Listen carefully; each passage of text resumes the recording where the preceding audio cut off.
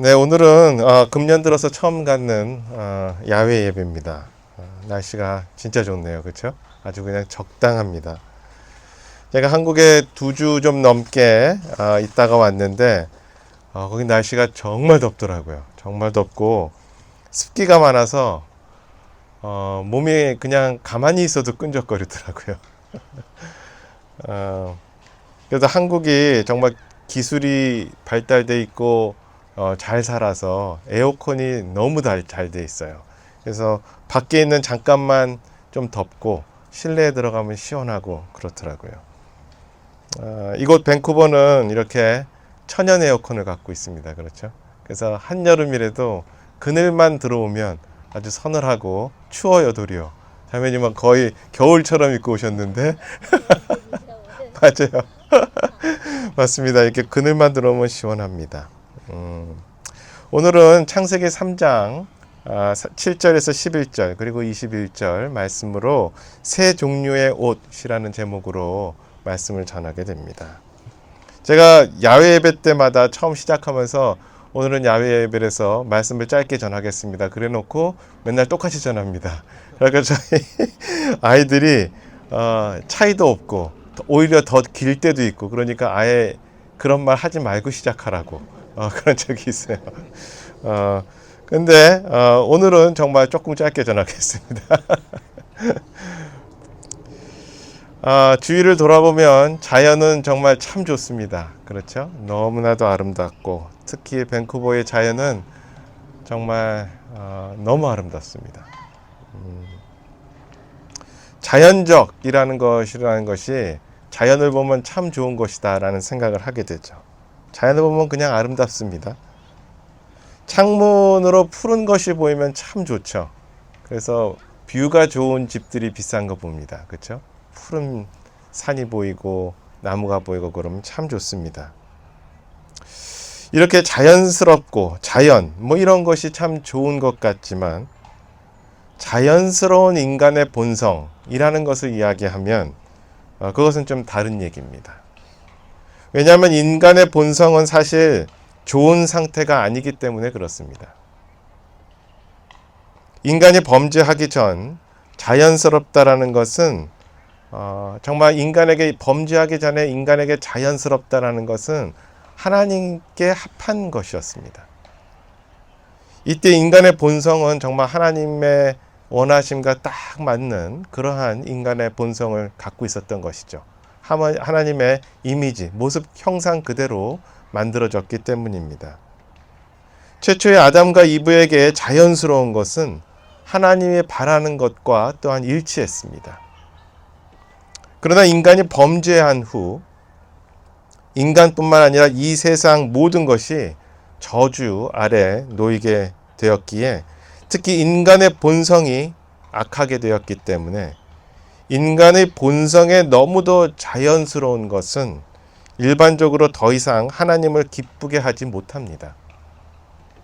인간이 최초로 범죄한 후 그러니까 아담 이후 그의 모든 자손이 죄인으로 태어나기 때문에 성경적으로 인간을 볼 때 소위 성선설이냐 성악설이냐 태어날 때부터 악하냐 태어날 때부터 선하냐 이런 것을 물어본다면 성악설입니다.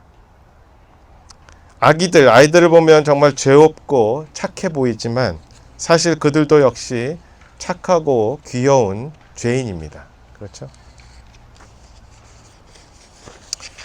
오늘은 제목을 말씀드린 바와 같이 세 종류의 옷에 대해서 말씀을 드립니다. 오늘 읽은 본문처럼 아담과 이브가 죄를 짓고 가장 먼저 일어난 신체의 변화는 눈이 열린 것이었습니다.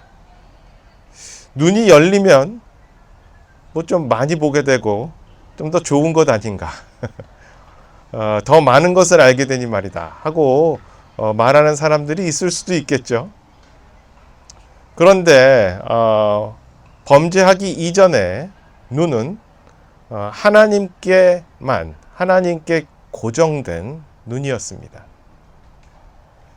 아무리 눈을 크게 떠도 하나님 앞에 옳은 것만 보였던 것이죠. 그런데 죄가 들어오게 되면서 우리의 눈은 달라지게 됩니다. 의심의 눈이 열리고, 거짓의 눈이 열리고, 탐욕의 눈이 열리고, 두려움의 눈이 열리고, 창피함의 눈이 열리는 등 우리의 눈이 열리면서 이전에 겪지 못했던 새로운 것들이 눈에 들어오게 된 것이죠.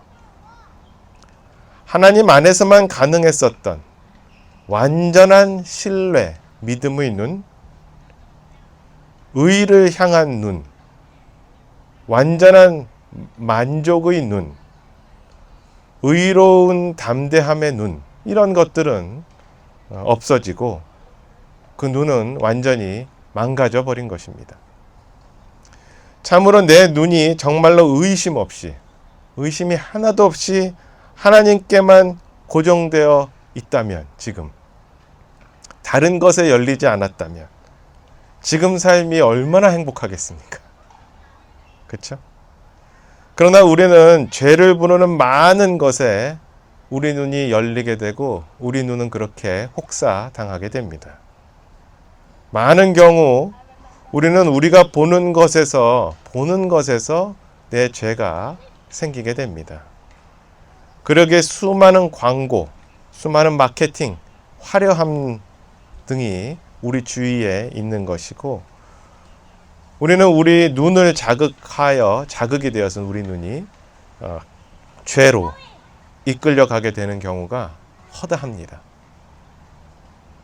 선악을 알게 하는 나무에서 나는 열매를 한 입 베어 물고 삼키자마자 아담과 이브는 눈이 열리게 되고 자신의 벌거벗은 모습을 스스로 보게 됩니다. 이전까지 아무렇지도 않았던, 너무도 자연스러운 것이 더 이상 자연스럽지 않게 되고, 도리어 이전에 자연스럽지 않았던 것으로 생각될 수 있는 것들이 자연스럽게 돼버리는 것이죠. 그 벌거벗은 몸을 가리기 위해 그들은 무화과 나뭇잎을 이용하여 옷을, 앞치마를 만듭니다. 이제 그들에게는 가리는 것이 자연스러운 것이 돼버리고 말았습니다. 이렇게 첫 번째 종류의 옷, 첫 번째 옷은 무화과 잎의 옷입니다. 이것은 인간이 만든 것입니다. 그들이 처음에 선악과를 삼켰을 때 죄라는 것이 나한테 탁 들어왔다, 이것을 바로 알았을까요? 아마 그러지는 않았을 겁니다. 이게 뭐지? 그런데 이상한 느낌이 그들 안에 생기게 된 것을 아마도 느끼지 않았을까? 그냥 상상을 해봅니다. 처음 가져보는 느낌인 것이죠. 부끄러움과 창피함. 아마 그 당시에는 아담과 이브에게는 그것에 해당하는 단어도 없었을 것으로 생각이 됩니다. 그 전에 없었던 그런 느낌. 그리고 그것이 뭔가 내 안에서 잘못되었다라는 것을 그 안에서 느끼고, 그 뭔지 모르는 이전에 없었던 창피함이 느껴집니다. 그 창피함과 수치스러움, 이 기분은 죄로 인해서 발생한 느낌인 것이죠. 그들은 즉 그들의 창피함을 가리고자 했지만 사실 그 창피함은 죄로부터 온 것이고, 즉 궁극적으로 그들은 죄를 가리고자 했었던 것입니다. 그러나 인간이 만든 그 어떤 것도 그들의 죄, 우리의 죄를 가릴 수는 없습니다. 아무리 착하게 살았다 해도, 선한 일을 많이 했다고 해도, 아무리 깨끗한 삶을 살았다고 자부한다고 해도 그들의 죄, 우리의 죄를 가릴 수는 없는 것이죠. 어떤 종교도 그 죄를 가릴 수 없습니다. 거기다가 설사 가렸다 하더라도 오래 가릴 수가 없습니다. 이사야서 64장 6절에는 이렇게 쓰여 있습니다. 그러나 우리는 다 부정한 물건 같고 우리의 모든 의는 더러운 누더기 같으며 우리는 다 잎사귀 같이 시들므로 우리 불법들이 바람같이 우리를 몰아갔나이다. 아멘. 우리의 의는 그렇게 누더기 같고 다 잎사귀 같이 시든다 라고 되어 있습니다. 처음에는 반짝거리고 생기 있고 싱싱한 초록빛 같은 초록빛의 잎사귀지만 그것들은 곧 시들고 죽고 맙니다. 아무리 우리 죄를 가리려고 해도 곧 우리의 힘으로는 결코 우리의 죄를 영원토록 가릴 수 없음을, 더 나아가 그 죄를 없앨 수 없음을 곧 우리는 알게 됩니다. 그 옷으로 아무리 가렸어도 그것은 주님 앞에 적절하지도 않았습니다. 하나님 앞에서 우리의 행위로 죄를 가리려는 것들이 하나님 앞에서 적절치 않음을 우리는 사실 저 깊은 곳에서부터 의식적, 무의식적으로 압니다. 그냥 뭔가 부족하다라는 것을 아는 것이죠. 8절에 보면은 그들은 두려워하면서 그들 자신을 하나님으로부터 숨겼습니다. 가린 다음에 옷으로, 무화과 잎으로 또 숨었던 것이죠. 가린 것도 모자라서.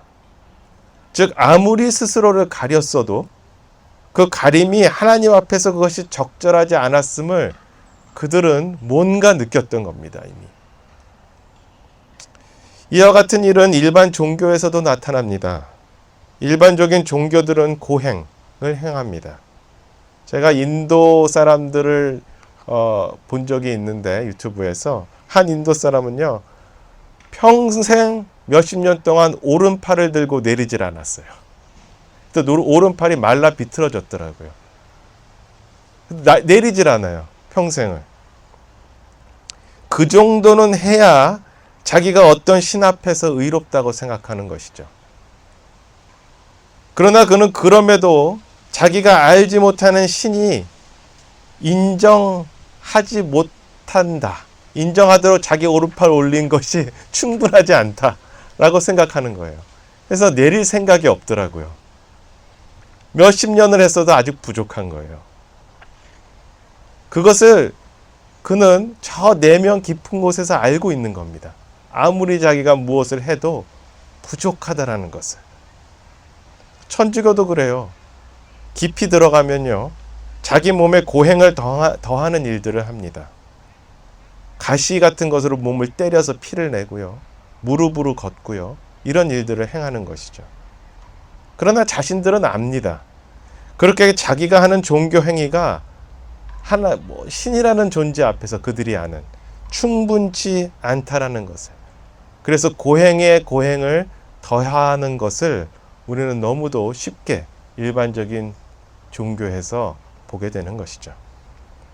인간이 만든 의의 방법으로는 결코 그 죄를 가릴 수 없는 것입니다.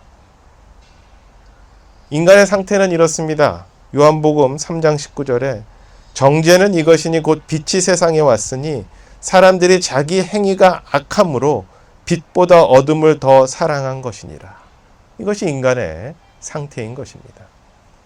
빛보다 어둠을 더 사랑한다.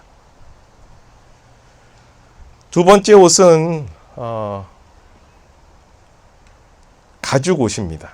21절에 읽었었죠. 아담과 이브가 어쩔 줄 모르고 무화과 잎으로 몸을 가리고 그것도 모자라 숨었을 때 하나님께서는 하나님의 방법을 보여주십니다. 21절에 주 하나님께서 또한 아담과 그의 아내를 위해 가죽옷을 만들어 그들에게 입히시니라. 이렇게 말씀하시는 것이죠. 이것은 하나님께서 인간의 죄를 가릴 수 있는 궁극적인 방법, 그 원리를 말씀하고 있고 또한 보여주게 되는 것이죠. 이 가죽옷은 하나님 자신에 의해서, 하나님 스스로에 의해서 제공된 것입니다. 아담과 이브는 이 옷에 관하여, 가죽 옷에 관하여 그들이 한 일은 아무것도 없습니다. 그냥 하나님께서 만들어 주셨고 그들은 받았던 것이죠. 이것은 마치 구원에 대하여 우리가 할 수 있는 것이 아무것도 없다라는 것과 같습니다.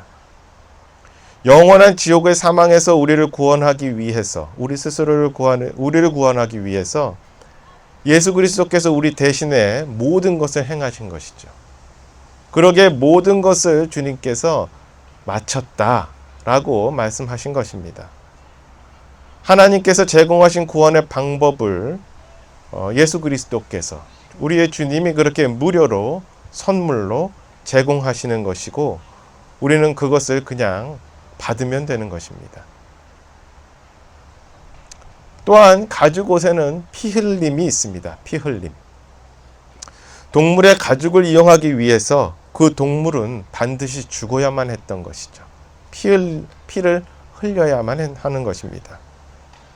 우리에게 의의 옷을 주시기 위해 주님은 우리를 대신해 피를 그렇게 흘리신 것이죠. 십자가 위에서. 히브리서 9장 20절에서 22절을 보면 이르되 이것은 하나님께서 너희에게 명하신 상속 언약의 피라 하였고 또한 성막과 섬기는 일에 쓰는 모든 그릇에 피를 뿌렸느니라. 율법에 따라 거의 모든 것이 피로써 깨끗하게 되나니 피 흘림이 없은즉 사면이 없느니라. 제가 매우 자주 주의 만찬할 때 읽는 구절이죠. 마태복음 26장 27절 28절에 이렇게 쓰여 있습니다. 또 잔을 집으사 감사를 드리시고 그들에게 주시며 이르시되 너희는 다 그것을 마시라.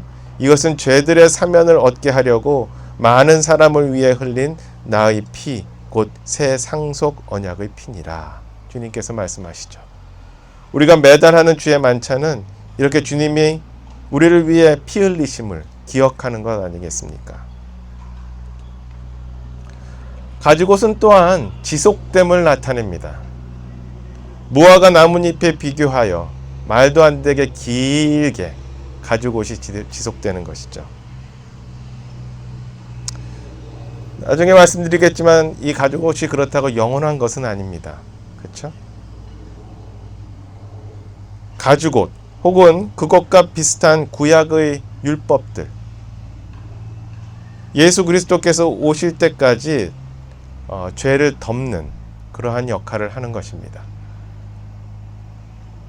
요한복음 1장 29절에 다음날 요한이 예수님께서 자기에게 오시는 것을 보고 이르되 세상 죄를 제거하시는 하나님의 어린 양을 보라. 이렇게 말씀하십니다. 세상의 죄를 제거하시는 어린 양, 그분이 바로 예수 그리스도이신 것이죠. 세 번째 옷, 그렇게 이제 어린 양으로 오신 진정한 그리스도의 옷입니다.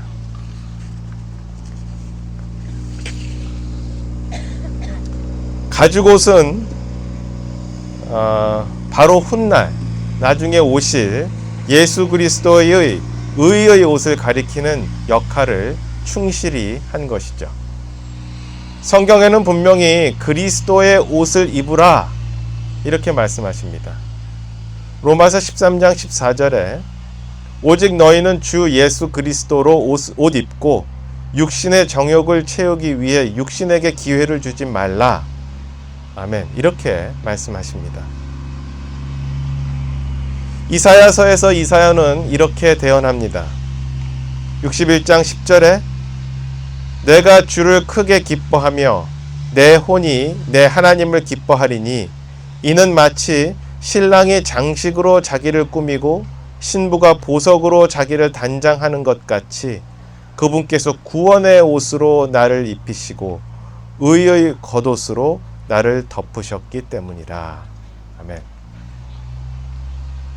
그렇게 구원의 옷으로 나를 입히시고 의의 겉옷으로 나를 덮으신 것이죠. 누가? 예수 그리스도께서 구원받은 자들에게 그렇게 하신 것입니다.